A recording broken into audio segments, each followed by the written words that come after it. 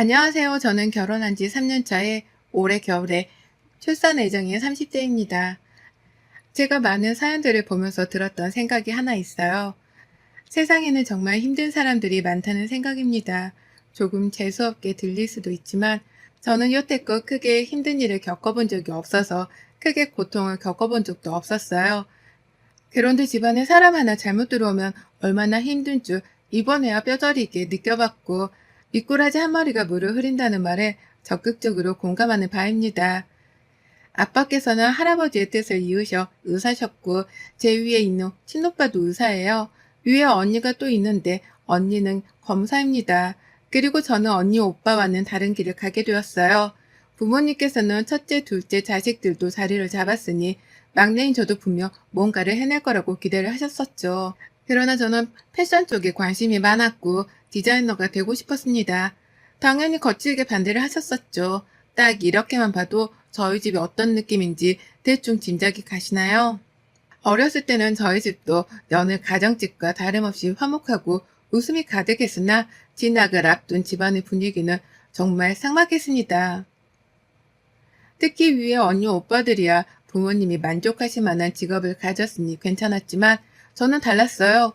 디자이너가 되겠다는 제 의견은 안중에도 없으셨고 절대 말 같지도 않은 소리라며 당장 의사나 변호사라도 하라고 하셨죠. 제가 성적이 나쁜 건 아니었고 좋은 편이었습니다. 다만 여태 부모님의 뜻대로 살았으니 내 미래는 내가 원하는 거 하겠다는 입장이었던 건데 그게 쉽지 않았어요. 많은 반대를 무릅쓰고 오빠의 도움으로 유학행을 선택했습니다. 이때 저도 욕을 많이 먹었지만 그걸 도와준 친오빠 역시 상당한 욕을 먹어야 했죠. 유학을 가서 많은 공부를 했고 세상이 결코 살아가기 쉽지 않다는 것도 배웠어요. 그래서 제게 유학했던 2년이라는 시간은 어떤 값을 치러도 결코 바꿀 수 없는 귀한 시간이었습니다. 돌아와서 제가 원하는 패션 쪽 디자이너로 일을 할 수 있었고 나름 브랜드 쪽에서 알아주는 디자이너가 되었습니다. 제 나름대로 성공의 기준을 정해뒀는데 그 기준에 미치게 되었고 전체 삶이 좋았죠. 그러나 부모님에게는 그저 철부지 막내딸이고 말썽이나 부리는 막내딸이 되었습니다. 더 슬픈 건 유학을 가서 지금의 남편과 알게 되었고 유학 시절 서로에게 참 많은 도움을 주고받으며 호감을 가졌어요. 거기서 연인으로 발전할 수 있었으나 2년이란 시간에는 제 돈만 있는 게 아니라 친오빠의 돈도 도움도 있었기에 연애나 할 시간은 없다고 생각했죠. 그래서 남편에게 양해를 구했습니다. 내가 봤을 때 우리 서로가 호감이 있다고 느껴지는데 왜 사귀는 건 싫은 거야? 솔직히 상처도 받았고 당신이 나를 딱 그 정도로만 생각하나 싶어서 마음이 너무 안 좋거든. 그런 건 절대 아니니까 그렇게 생각할 필요도 없어. 나는 그냥 내 문제일 뿐이야. 대충 얘기해서 알겠지만 집안 반대 무릅쓰고 유학길에 올랐을 때 막막했었는데 나 도와주고 응원해준 게 우리 친오빠잖아. 오빠가 그렇게 도와줬기 때문에 유학하는 시간 동안은 정말 공부에만 집중하고 싶어. 그런 이유였다면 진작 말해주지. 어차피 한국 들어가는 시기도 비슷하니까 여기서는 지금처럼 지내고 한국 들어가서 다시 시작해보자. 고마워, 이해해줘서 정말. 남편에게 솔직한 속내를 털어놨더니 오히려 더 좋은 말을 해줬고 저희 두 사람은 한국에 들어와서 자리를 잡은 후 진지하게 교제를 하게 되었습니다. 그런데 부모님은 제가 만나는 남자가 성에 차지 않는다는 이유로 또 저를 반대했죠. 이 사람과 무려 5년간 연애를 했고 서로 공부하는 과정부터 시작해서 시작하는 과정 그리고 성공하는 과정까지 옆에서 지켜보고 응원한 사이인데 말입니다. 정말 속상했어요. 부모님의 입장에서는 직업도 멋대로 정하고 하루아침에 유학 가버린 막내딸이 결혼이라도 원하는 집안과 해주길 바랬는데 그 뜻도 어겨버리니 정말 미운 딸이 되어버렸습니다. 그래도 친오빠와 친언니는 늘 제게 이렇게 말을 해줬어요. 수정아, 너라도 너 하고 싶은 거 하면서 원하는 대로 지금처럼 꼭 그렇게만 살아. 우리가 알아서 도와줄 테니까. 알겠지? 솔직히 정략 결혼한 입장에서 마냥 행복한 수간만 있는 건 아니거든. 그리고 너희도 알겠지만 난 장남의 아들이 하나라 어깨가 참 무거운데 동생인 너희는 나보다는 자유롭게 살았으면 좋겠어. 그래, 오빠 말이 맞아. 나도 부모님 뜻 거스르지 못하고 질질 끌려다니며 이렇게 바보처럼 살지만 수정이 너라도 자유롭게 살았으면 좋겠어. 그래서 언니는 너가 정말 디자이너로 성공한 지금 모습이 너무 대견스럽고 멋져 보여. 진짜? 늘 고마운 거 알지? 싸울 때는 아직도 죽일 듯 싸우지만 그래도 언니랑 오빠가 있어서 참 든든해. 아마 이 사람이랑 결혼하는 게 마지막 산일 것 같은데 이것도 잘 넘어봐야지. 도와줘라 정말. 다른 건 몰라도 결혼은 네 행복을 위해서라도 사랑하는 사람이랑 하는 게 맞아. 도와줄 테니까 걱정 마, 임마. 이제야 오빠 같네. 고맙다. 전 늘 말썽쟁이 어디로 튈지 모르는 막내로 부모님께는 비춰졌지만 언니와 오빠랑은 늘 상의를 했고 이렇게 도움을 받으며 헤쳐나갈 수 있었습니다. 긴 반대 끝에 결국은 또 제가 부모님 뜻을 거스르고 남편과 결혼을 했어요. 제가 결혼하고 나서부터는 솔직히 너무 행복했습니다. 결혼이란 게 이렇게 좋은 거구나를 느끼며 하루하루를 살았어요. 시부모님은 제게 너무 잘해주셨고 남편은 말할 것도 없었죠. 그런 모습을 보며 부모님의 꽁꽁 얼어버린 마음도 점점 풀리게 되었습니다. 제 남편이지만 정말 대단할 정도로 노력을 많이 해줬어요. 남편과는 식사도 잘 하지 않으시려고 해서 마음이 늘 불편했는데 어느덧 아빠께서는 남편에게 먼저 연락해서 골프 치러 가자고 하시거나 식사하자는 말도 하셨습니다. 그런 모습을 보며 정말 다행이지 싶었고 시댁이 더 잘해야겠다 다짐했죠. 시부는 쓸데없는 말을 굳이 하지 않는 꽤 정직한 분이셨습니다. 무뚝뚝하지만 며느리인 제게는 너무 따뜻하신 분이었죠. 시모 역시도 비슷하셨어요. 이렇게 좋은 집안의 막내딸이 어떻게 우리 아들을 만났냐면서 저를 하늘에서 간 내려온 천사라고 늘 칭하셨죠. 남편에게도 들어보지 못한 말인데 시부모님은 저를 그렇게 예뻐해 주셨습니다. 직업 특성상 갑자기 주말에 쉬다가도 나갈 때도 있고 야근이 많은 시즌들이 있는데 그럴 때면 시모는 저를 욕하지 않고 도시락까지 챙겨주셨어요. 제가 바쁘면 잘 안 챙겨 먹을 걸 알고 집 냉장고에도 맛있는 거 많이 해두시고 제가 그때그때 가지고 나가서 먹을 수 있도록 도시락도 따로 만들어 주셨죠. 처음에 이 도시락을 받고는 너무 감동을 받아서 눈물이 막 났었고 시모가 이렇게 해다 주시면 저는 무조건 귀찮아도 도시락 들고 다니면서 맛있게 먹었습니다. 저를 생각해서 해주신 그 마음이 너무 감사해서요. 사이가 좋다 보니 시댁에도 자주 가는 편이었고 한 번 가면 난리도 아니었습니다. 무엇보다 무슨 말을 하든 상황이 있든 시부모님은 적극적으로 제 편을 들어주셨죠. 이번에 수정이가 2주 동안 잠을 제대로 못 자고 이랬잖아. 근데 하루는 얼마나 피곤했는지 소파도 아니고 거실 바닥에 외투도 안 벗고 그대로 자고 있는 거야. 화장도 안 지우고 자고 있어서 안쓰럽다고 생각하려고 하는 순간에 식탁을 보니까 컵라면 먹은 거랑 삼각김밥 먹은 게 있더라. 그래서 혼냈어, 내가. 아, 뭐야. 왜 그런 말을 해. 매일 그러는 줄 아시겠네. 야, 준서가. 너무 배고픈데 피곤하니까 세상에 옷도 못 벗고 그냥 대충 컵라면으로 때우고 겨우 잠든 건데 그걸 혼내고 그러냐? 사람이 얼마나 피곤하면 그러겠어. 거기다 수정이 얘 힘들면 밥도 안 먹고 자는데 오죽 배가 고팠으면 그러고 라면을 먹었겠냐. 듣기에 짠해 죽겠는데 왜 혼내? 그러게 말이야. 너나 잘해, 이 자식아. 내가 살면서 우리 며느리처럼 야무진 애를 본 적이 없어. 돈 있는 집안 막내라서 성격이 유별날까 걱정했는데 어디 그러기라냐. 너는 자식아 장각 진짜 잘 간 줄 알고 잘해. 그러게 말이야. 네가 어딜 가서 수정이 같은 여자를 만나겠어. 수정이니까 너랑 만나주는 거지. 아유. 어떻게 내 편은 하나도 없는 거야? 서러워서 못 살겠네. 그냥 당신이 우리 집 딸해. 내가 이 집 사위할 테니까. 그러게 왜 어머님 아버님도 헤아려 주시는데 남편이라는 사람은 모르냐고. 당신이 잘못한 거지 뭐. 늘 이런 식으로 저를 편들어 주셨고 저희 남편도 살짝 여우 같은 게 은근히 꼭 저렇게 말해서 저랑 시부모 사이를 더 좋게 만들어주곤 했습니다. 어떻게 보면 남편 덕분에 잘 지낼 수 있었던 건지도 몰라요. 남편이 본인을 낮추고 저를 높이는 걸 굉장히 잘했습니다.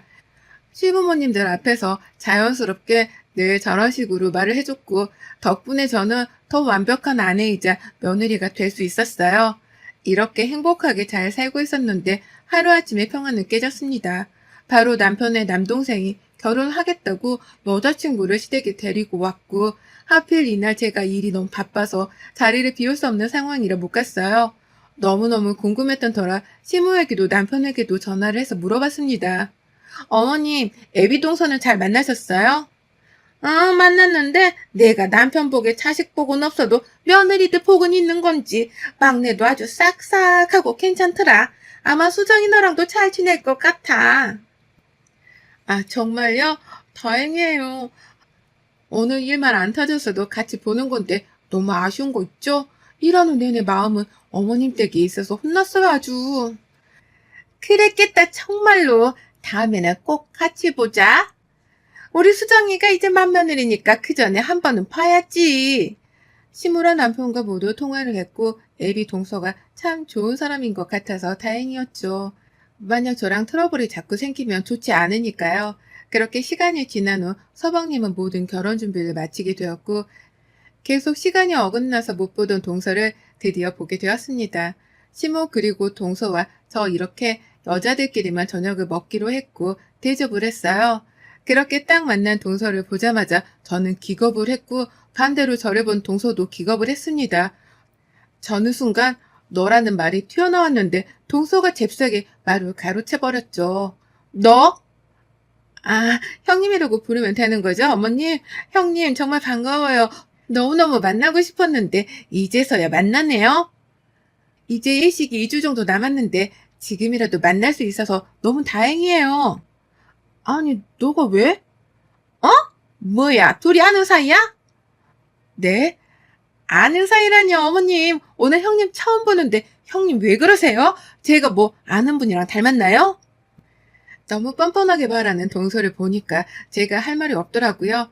우선 식사를 했고 중간에 제가 화장실을 가게 되어 자리를 비웠습니다. 볼일을 보고 나왔는데 딱 동서가 앞에 있더라고요. 최수정, 아무 말도 하지 마. 아는 척 하지 말라고 알아들어? 네가 대체 무슨 말을 하고 싶은 건지 몰라도 친했던 사이도 아닌데 왜 아는 척을 하려고 해? 어?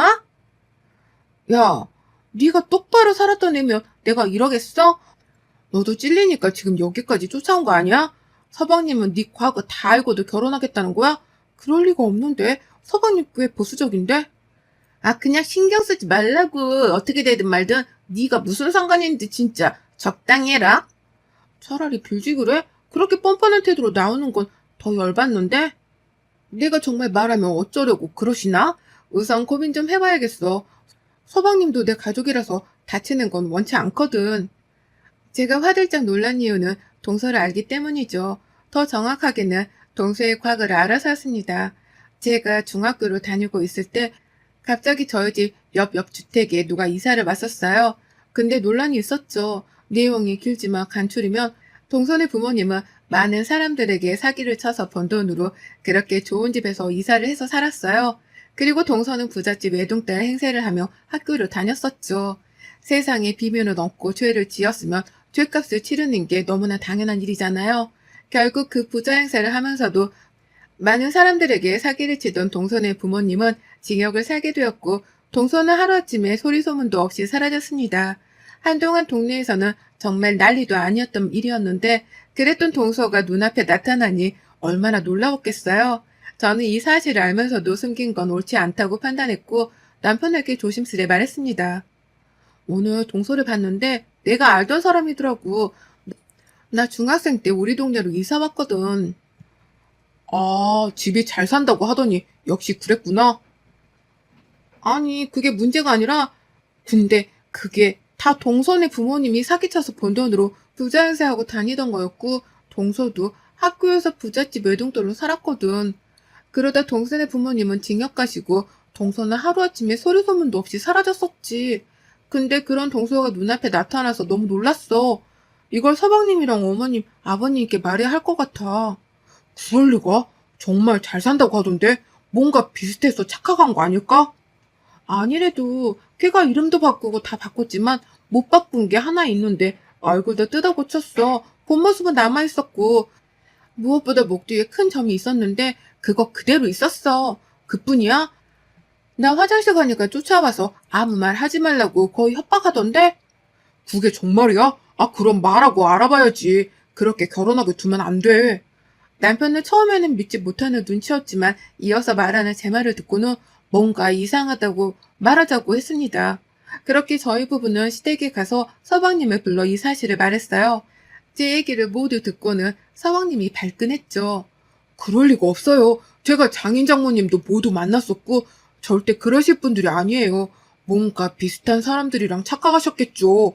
저희 결혼할 때 비용도 그쪽에서 거의 부담하는데 사기로 징역 살다 온 사람들이 그 많은 돈이 어디 있겠어요? 전 제가 알고 있는 모든 사실을 말해준 거예요. 알면서도 모른 척 하는 건 정말 아닌 것 같아서요. 다만 선택은 서방님이 하실 몫이겠죠. 저한테 따라와서 그렇게 얘기까지 했으면 본인이라고 자백한 거나 다름없는데 그래도 못 믿겠다면 어쩔 수 없죠. 신중해야 해. 작정하고 속이면 왜 안 속겠어? 내일 당장 막내 불러서 다 같이 얘기하자. 결국 시부모는 신중할 문제라며 방방 뛰는 서방님을 진정시켰고 동서를 불러다가 다 같이 대화를 나누기로 했습니다. 어차피 다음날도 시댁에 와야 하는 상황이라 저희 부부는 시댁에서 하루를 묵었어요.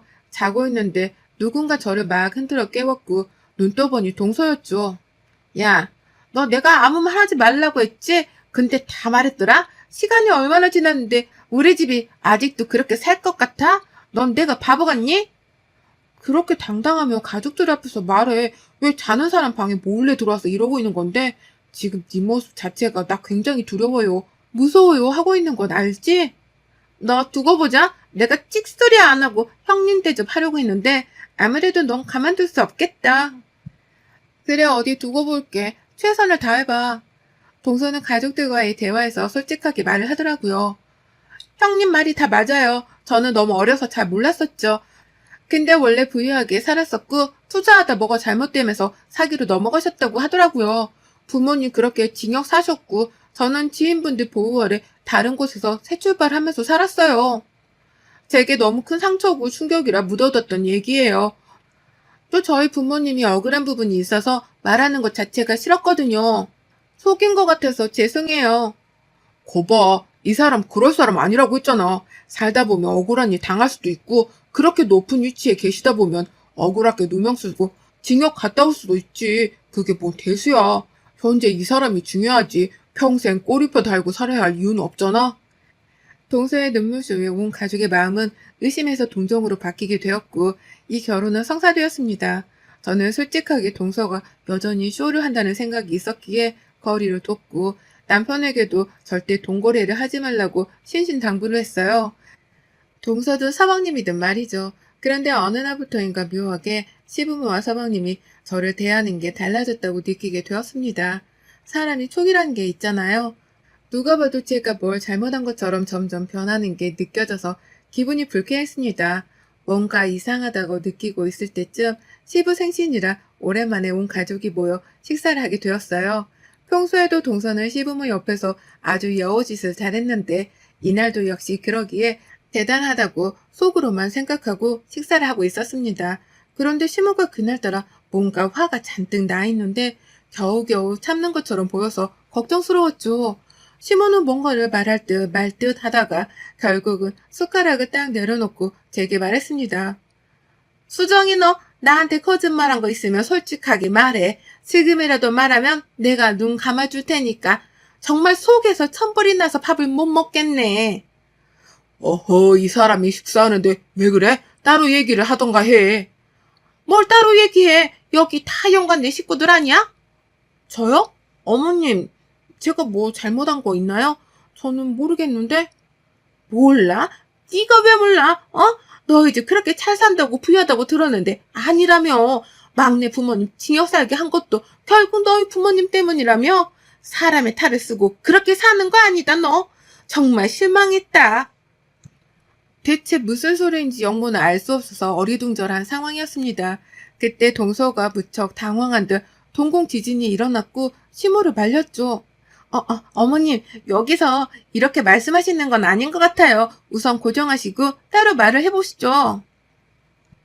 뭘 따로 말해? 말할 것도 없지. 넌 억울하지도 않아? 너희 부모님 옥살이 시키고 애네 집은 멀쩡히 저렇게 엘리트 집안이네 뭐네 하면서 살고 있는데? 동서가 지금 우리 집에 대해서 뭐 거짓말한 거야? 옥살이 시킨 게 우리 부모님이라고? 어이가 없네, 진짜. 그럼 아니에요? 아니, 우리 솔직해져 보죠. 솔직히 맞잖아요, 형님. 제가 참고 살려고 했는데 억울해서 어머니께 살짝 말한 게 화근이었네요. 여태 왜 가족들이 저를 차갑게 대했는지에 대한 미스테리가 확 풀리는 동시에 순간 너무 열받는 겁니다. 안 그래도 밉상이던 저 동서가 없는 말까지 지어낸 게 너무 화가 났고 전 밥 먹던 숟가락을 동서 이마에 집어 던졌어요. 야, 네가 한설로 사면 뭐가 달라져? 한주연, 너 사람 잘못 건드렸어. 진짜 입 닥치고 조용히 살지 감히 누굴 건드려? 우리 부모님은 너희 부모님이 어떻게 생겼는지도 몰라. 주연아, 세상이 만만하니? 너 명예훼손뿐만 아니라 이것저것 다 뒷조사해서 어디 걸어줘봐. 너도 너희 부모님처럼 옥살이 좀 해볼래? 내가 최근에 하나 들은 게 있는데 너 애도 낳았다며? 그 애는 보육원에 있다던데 그렇게 살고 싶어? 뭐? 뭐라고? 너 지금 무슨 소리 하는 거야? 거짓말 좀 하지 마. 어머님, 아버님, 그리고 서방님, 최근에 알았어요, 저도. 그래서 이걸 어떻게 말씀드릴까 했는데, 얘, 애도 낳았고 혼자 키우다 서방님이랑 결혼하려고 애 보육원에 버린 인간이에요. 대체 저랑 저희 부모님을 어떻게 보셨길래 저딴 거짓말을 믿고 이렇게 대하시는지 모르겠지만, 전 더 이상 이런 미친 애랑 얼굴 마주보고 싶지 않네요. 알아서들 하고 사세요. 동서에 대한 남은 실체까지 까발려주자 이혼을 당했더라고요. 그리고 서방님과 시부모에게 얽힌 채무 관계에 대해서는 고소를 당했죠.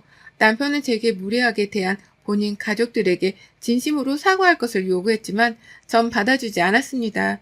그렇게 시간이 꽤 흐른 뒤에야 받아줬고 시부가 넉넉지 않은 형편임에도 불구하고 제게 1,000만 원을 쥐어주시며 아이 낳을 때 필요한 것들을 사던가 쓰고 싶은 것을 하며 진심으로 사과를 해주셨어요. 지금은 곧 태어날 아이와 남편만 생각하며 살고 있고 시부모와 서방님은 여전히 제 눈치를 보고 있습니다.